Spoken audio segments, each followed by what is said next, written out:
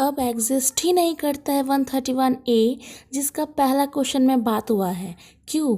क्योंकि 42nd amendment में जो एक मिनट, अमेंडमेंट मतलब होता है कि चेंज, यानी कि जो लॉ बना है ओरिजिनली उसमें ना टाइम टू टाइम चेंज होते रहता है।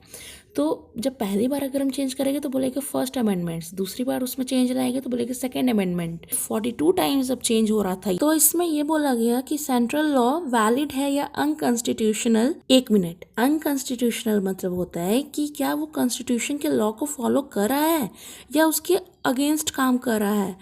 तो ये 42nd अमेंडमेंट में बोला गया कि अगर सेंट्रल लॉ वैलिड है या अनकॉन्स्टिट्यूशनल, ये सिर्फ सुप्रीम कोर्ट डिसाइड करेगा, हाई कोर्ट नहीं। तो हाई कोर्ट का क्या हुआ ना, पावर जो है अननेसेसरीली कम होते चला गया। इस कारण से ना जुडिशरी का बैलेंस डिस्टर्ब हो गया। अब सिटीजन को कोई भी वैसा प्रॉब्लम हो तो वो डायरेक्टली सुप्रीम कोर्ट चला जाता है मुंह उठा करके, तो सुप्रीम कोर्ट में लोड बढ़ जाता है काम का भाई। ये सब प्रॉब्लम देखते हुए 43rd अमेंडमेंट के द्वारा इस 131A आर्टिकल को रिमूव किया गया। 42nd अमेंडमेंट के थ्रू इस आर्टिकल को लाया गया और 43rd अमेंडमेंट के थ्रू इस आर्टिकल को हटा दिया गया। सेंट्रल लॉ जो है वो पार्लियामेंट ऑफ इंडिया के थ्रू बनाया जाता है।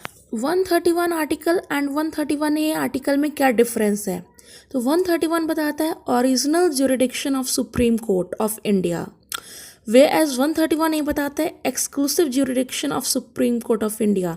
ओरिजिनल ज्यूरिडिक्शन बताता है कि केस की फर्स्ट एंट्री इसी कोर्ट से होगी, सबसे पहले केस इसी कोर्ट से सुना जाएगा। एक्सक्लूसिव ज्यूरिडिक्शन बताता है कि इसी कोर्ट के पास अथॉरिटी है सिर्फ इस केस पे फाइनल डिसीजन देने का। आर्टिकल 131 बताता है original jurisdiction of Supreme court. इसका मतलब कि इस पार्टिकुलर केस की जो एंट्री है, फर्स्ट एंट्री, वो सुप्रीम कोर्ट से ही होगी। तो क्योंकि सुप्रीम कोर्ट सबसे टॉप मोस्ट कोर्ट है, तो इसके बाद वो केस कहीं जा भी नहीं सकता है और स्टार्टिंग भी वहीं से हो रहा है। इससे ये आर्टिकल 131 एग्जाम्पल हो गया original jurisdiction plus exclusive jurisdiction के मिक्सचर का। जुडिशियल रिव्यू क्या होता है? वो पावर होता है कोर्ट का जिसमें कि वो चेक कर सकता है कि लॉ कॉन्स्टिट्यूशन फॉलो कर रहा है या नहीं। जुडिशियल रिव्यू जो है ना यूएस के कॉन्स्टिट्यूशन से लिया गया है। अब आता है जुडिशियल इंडिपेंडेंस। इसमें क्या होता है, जुडिशरी जो है ना फ्री और इम्पार्शियल रहे, इस बात को देखा जाता है। इसका मतलब गवर्नमेंट प्रेशर में काम ना करे, पीएम के या मिनिस्टर के या पॉलिटिकल पार्टीज के, वो लोग फ्रीली जजमेंट ले पाए। जैसे कि जज है, वो अपना फैसला किसी के दबाव में आके ना सुनाए, वो फ्रीली जजमेंट ले पाए। इस बात का इंश्योरमेंट करता है जुडिशियल इंडिपेंडेंस। इसको यूके के कॉन्स्टिट्यूशन से लिया गया है। अब आता है इंटीग्रेटेड जुडिशरी, जो कि इंडिया का यूनिक फीचर है। ये कहीं से नहीं लिया गया है, ये खुद इंडिया का फीचर है, ठीक है। इसमें क्या होता है, पूरे कंट्री के लिए एक कनेक्टेड जुडिशरी सिस्टम होता है, जिसमें कि पूरा इंडिया का कोर्ट अलग अलग इंडिपेंडेंट सिस्टम नहीं होता है।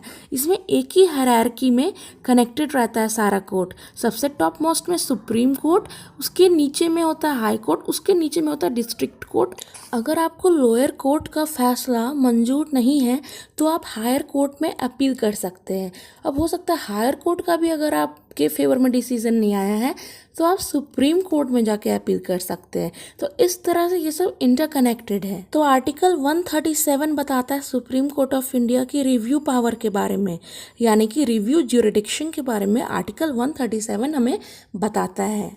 आर्टिकल 131 में ना सेंटर और स्टेट के बीच में कोई भी बाताबाती हो जाता है, बहसबाजी हो जाता है, कॉन्फ्लिक्ट हो जाता है, तो इसके लिए ये होता है आर्टिकल 131। या फिर कोई दो स्टेट के बीच में बाताबाती कॉन्फ्लिक्ट हो गया, या फिर सेंट्रल प्लस कुछ स्टेट एक साथ और कुछ अदर स्टेट एक अपोज में चला जाता है, तो इन सभी के बीच में कोई बाताबाती हो गया, तो ये सब आता है इसके अंडर में। ये सब केस का फर्स्ट एंट्री सुप्रीम कोर्ट से ही होगा। 131A जो है ना एक्सक्लूसिव जुरिडिक्शन बताता है सुप्रीम कोर्ट का, यानी कि सेंट्रल लॉ, मतलब ऐसा लॉ जो पार्लियामेंट ऑफ इंडिया बनाती है, वो कॉन्स्टिट्यूशनल है या नहीं डिसाइड करना सुप्रीम कोर्ट के हाथ में है, सुप्रीम कोर्ट के अंडर में है। तो ये रहा डिटेल्ड एनालिसिस पहले क्वेश्चन का परमार सर के पॉलिटी सब्जेक्ट का।